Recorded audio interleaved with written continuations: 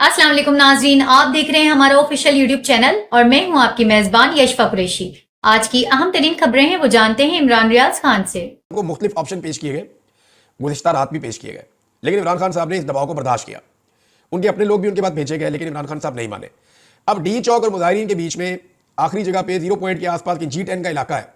मुझे इस्लामाबाद के इलाकों में ज़्यादा नाम भी याद नहीं रहते, लेकिन G10 का इलाका है जहाँ पे रेंजर और पुलिस मौजूद है और वहाँ शदीद शेलिंग हो रही है।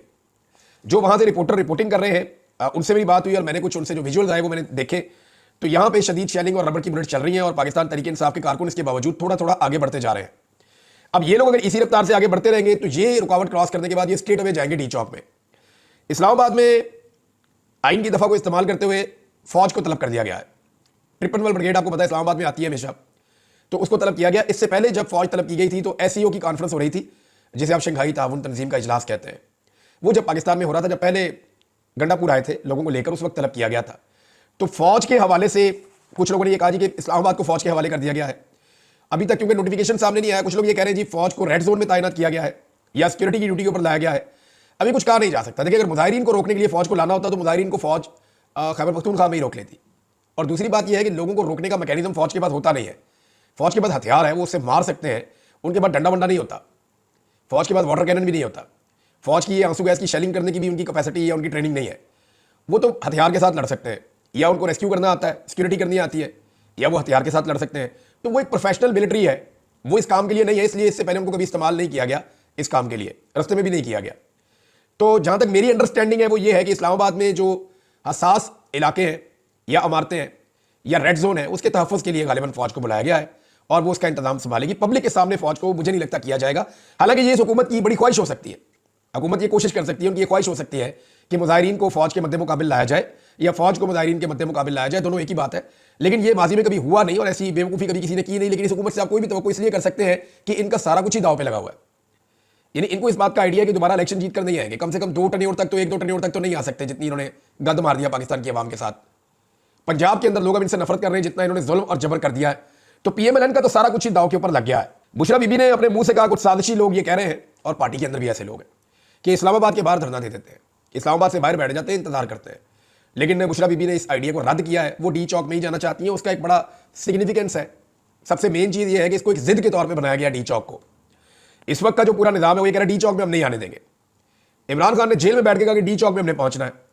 अब निजाम ने जिद लगाई हुई है कि जेल में बैठा हुआ एक आदमी, उसकी क्या औकात है कि वो कहे और सारे लोग डी चौक में पहुंच जाए। तो डी चौक की एक सिंबॉलिक हैसियत बहुत बड़ी है। अगर पाकिस्तान तहरीक इंसाफ के कारकुन डी चौक में पहुंचते हैं और वहां पे इकट्ठे हो जाते हैं तो इसका मतलब है पूरा पाकिस्तान फिर निकलेगा, लोगों का हौसला बुलंद हो जाएगा, लोगों की जरूरत बढ़ जाएगी, लोग फिर चैलेंज करके निकलेंगे और बाकी लोग भी आएंगे। इस वक्त जो सूरत हाल है पंजाब की, वो मैं आपको बता देता हूं। पंजाब से आने वाले काफिले अभी भी रस्ते में हैं, मजीद लोग भी निकल रहे हैं। इस्लामाबाद को टच किया है कुछ काफिलों ने, और ये जो ताज़ा दम लोग आ रहे हैं पंजाब से, ये भी इस एहतजाज का अब हिस्सा बन जाएंगे। रात को पंजाब के काफिले मुख्तलिफ जगहों पर रुके थे, अब वो आगे बढ़ रहे हैं और आहिस्ता आहिस्ता पंजाब के शहरी भी इस एहतजाज का हिस्सा बनते जा रहे हैं। मुझे लगता है ये टेस्ट मैच है, ये भी चलेगा। अगर आज का दिन पाकिस्तान तहरीक इंसाफ ने डी चौक में पहुंच के निकाल दिया तो ये जो आज की रात होगी इसमें कोशिश की जाएगी डी चौक पे एक बड़ा ऑपरेशन किया जाए और लोगों को यहां से निकाल दिया जाए, लेकिन उसमें नुकसान भी हो सकता है। तो हुकूमत को होश के नाखून लेने होंगे, क्योंकि पूरा आलमी मीडिया इस वक्त इसको कवर कर रहा है। मैंने देखा अल जजीरा को, BBC को, CNN को और TRT वर्ल्ड को, इसके अलावा तेहरान न्यूज़ ने इसको कवर किया है, यूरोप और अमेरिका के सारे मीडिया ने इसको कवर किया है, अरब मीडिया ने इसको कवर किया है, इंडियन मीडिया इसको कवर कर रहा है, रशियन मीडिया इसको कवर कर रहा है, चाइना भी इसके ऊपर नजर रख के बैठा हुआ है। तो ये आलमी सतह की खबर बन रही है। ये कोई नॉर्मल वाकया नहीं है कि कर्फ्यू जैसी सिचुएशन में लोग निकले और निकलकर अपने हदफ तक पहुंचे। जिन लोगों को गोलियां लगी हैं उसके ऊपर पाकिस्तान तहरीक इंसाफ में शदीद रद्द-ए-अमल है, सब उसकी मजम्मत कर रहे हैं और सबको मजम्मत करनी भी चाहिए। स्टेट फायरिंग अवाम के ऊपर नहीं करनी चाहिए। लोग निहत्ते हैं और लोग सिर्फ अपने सियासी मुतालबात लेकर आ रहे हैं और वो ये कह रहे हैं कि बेगुनाह इमरान खान जेल में कैद है, लिहाजा उसको रिहा किया जाए। जबकि इमरान खान के 3 मुतालबात हैं। वो ये कहते हैं जी मैंडेट वापस करो, 26वीं आईनी तरमीम वापस करो और जो बेगुनाह कैदी हैं उन सबको रिहा किया जाए। अलीमा खान ने कहा कि जी सिर्फ इमरान खान को नहीं, हमने बाकी सारे बेगुनाह कैदी जितने भी हैं उन सबको भी रिहा करवाना है और उनको रिहाई करवाए बगैर हम वापस नहीं जाएंगे। और एक बात जो पाकिस्तान तहरीक इंसाफ अब कह रही है और बार बार कह रही है कि अगर अब मुज़ाकरात होंगे तो इमरान खान की रिहाई के बाद होंगे। अब आज के दिन में इमरान खान साहब के रावलपिंडी वाला केस लगा हुआ है, अगर वहां पर इमरान खान साहब का मजीद रिमांड नहीं होता तो फिर आप चीज़ों को समझना शुरू करेंगे अब किस तरफ जाएंगी।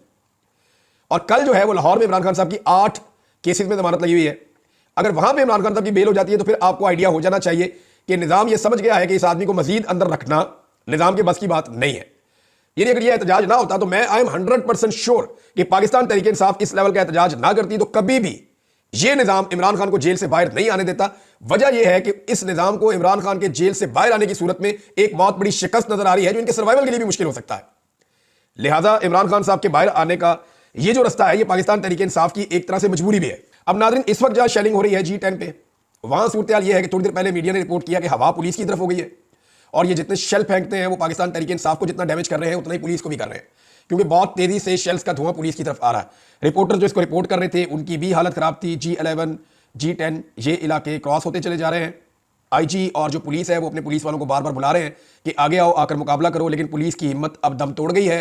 रेंजर जो है वो भी अब तकरीबन शेल खत्म होने के बाद से लेकर अब तक जो सिचुएशन है वहां पे वो कितना मुकाबला करेगी, कारकुनों का मुकाबला नामुमकिन होता चला जा रहा है। फौज को तलब किया गया है जो कभी भी अवाम का मुकाबला नहीं करती, अवाम के मद्दे मुकाबले अपने आप को लाकर सामने खड़ा नहीं करती, वो सिर्फ शरपसंदों के लिए या हसास मुकामात की हिफाजत के लिए वो इस काम के लिए इस्तेमाल होती है। अभी मैं कुछ कह नहीं सकता कि ये क्या करेंगे, लेकिन एक्चुअली वो इसी काम के लिए इस्तेमाल होती है। नाज़रीन, अमेरिका से ज़ुल्म खरीदार का एक और स्टेटमेंट आया। ये ट्रंप की टीम का हिस्सा है और ट्रंप के साथी हैं। वो ये कह रहे हैं कि shooting civilians for peacefully expressing there will disgraceful. वो मजम्मत कर रहे हैं जी कि जो ये फायरिंग की गई है सिविलियंस के ऊपर जो अपने एहतजाज कर रहे हैं अपने हकूक़ के लिए, ये ठीक नहीं है। और साथ ही उन्होंने जो कहा कि पाकिस्तानी मिलिट्री को उन्होंने मुखातिब करते हुए कहा कि जनाब इनका कोड ऑफ ऑनर जो है should not allow such violence against their own people, यानी लोगों के खिलाफ इस किस्म का पुरतशद्दुद मामला नहीं होना चाहिए। तो इससे आपको पता चलता है कि जो मौजूदा ट्रंप एडमिनिस्ट्रेशन आने वाली है अमेरिका में हुकूमत में, उनके दिमाग में क्या चल रहा है और वो इस सारे एपिसोड को कैसे देखते हैं।